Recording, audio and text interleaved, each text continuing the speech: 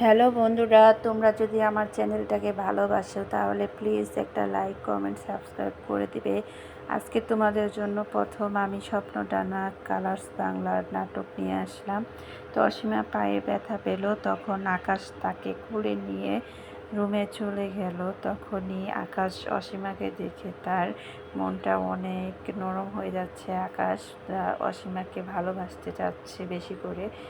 তখনই আকাশ আর অসীমা ঘনিষ্ঠ হতে যাচ্ছিল, কারণ এত দিনের ভালোবাসা অপেক্ষার জন্য এই ধৈর্য আর ওদের সহ্য হচ্ছে না। তো ওরা একে অপরকে কাছে যাচ্ছিল।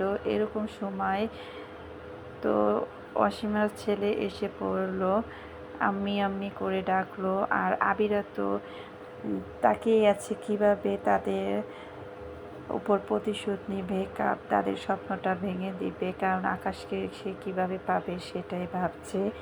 তো এদিক দিয়ে তো ছেলে চলে আসলো, বলল আমি আজকে তোমার সাথে শুভ, এ বলে অসীমার কাছে শুলো। এদিক দিয়ে আকাশ মনে মনে অনেক রাগাচ্ছে যে এসব কি হচ্ছে। আকাশ খুবই রাগ করছে, কিন্তু অসীমাকে বুঝতে দিচ্ছে না। আর আবিরা ভাবছে এটাই সুযোগ নেবে আকাশের কাছে যাওয়ার জন্য। তো অসীমা অনেক চেষ্টা করছিল, তো ছেলে ঘুমাচ্ছে না, অনেক কষ্ট করে ঘুম পাড়িয়েছে।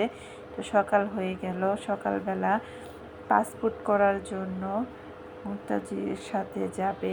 তো আকাশও ঘুমিয়ে আছে, তো রেখে যাচ্ছিল। এদিক দিয়ে অসীমার বাবার সাথে দেখা, তো পাসপোর্ট অফিসে উনিও সাথে গেল। মুক্তাজিনের সাথে একসাথে তারা পাসপোর্ট অফিসে যেয়ে পাসপোর্ট বানাবে। কিন্তু এগুলো সব তাদের আগে থাকতে চালাকি, অসীমাকে কীভাবে মুক্তাজিনের সাথে তার দেশে পাঠাবে এসব চাল ওনাদের আগে থাকতেই ষড়যন্ত্র। আবিরা সব জানে। তো আবিরা আকাশের কাছে গেল সুযোগ নিতে। আকাশ আবিরাকে দেখে অনেক রাগারাগি করলো, বলল এখান থেকে সরে যাও। তো আবিরা অনেক কান্না করছে, কেন আকাশ, তুমি তো আগে আমাকে ভালোবাসতে, এখন আমাকে দেখতে পাচ্ছ না কেন? এদিক দিয়ে পাসপোর্ট অফিসে যে অনুরোধ করলো অসীমা যে আমাকে এক পাসপোর্ট বানিয়ে দেওয়ার জন্য, কারণ ওনাদের এই দেশ ছাড়াটা খুবই দরকার। মুক্তাজিনের ছেলেকে নিয়ে এই দেশ থেকে যত তাড়াতাড়ি যাবে তত তাড়াতাড়ি ভালো। আমার মনে হচ্ছে একটা বিপদ হবে। তো এদিক দিয়ে আকাশকে অনেকবার বোঝাচ্ছিল আবিরা, কিন্তু শুনছিল না আকাশ। তখন আবিরা মোবাইল, মগ, ফুলদানি সব ভেঙে ফেলো, দৌড়িয়ে গেল। এক উৎসব হচ্ছিল, সেখানে চাবুকের মতন বাড়ি দিচ্ছিল।